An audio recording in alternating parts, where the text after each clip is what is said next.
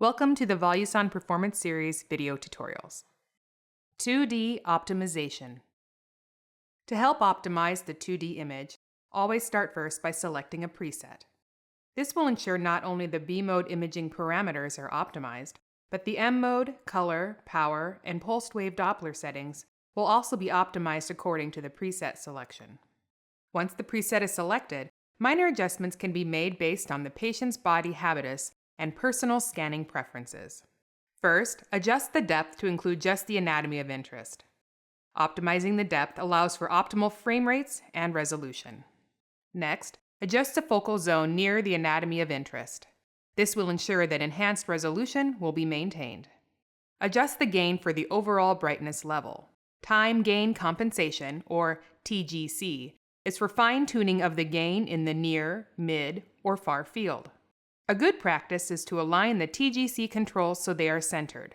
Select the preset and adjust overall gain, then adjust TGC if needed. Once the basic imaging parameters are set, the Auto Optimize key can help to improve contrast resolution.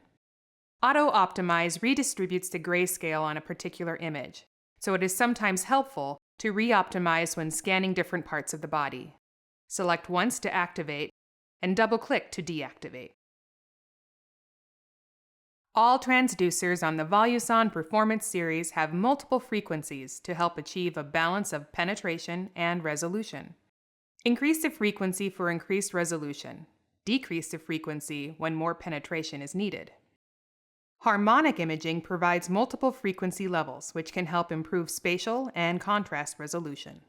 Regardless of using harmonics or fundamental frequencies, it is recommended to start at the highest frequency for higher resolution, and then lower as more penetration is needed. Speckle reduction imaging.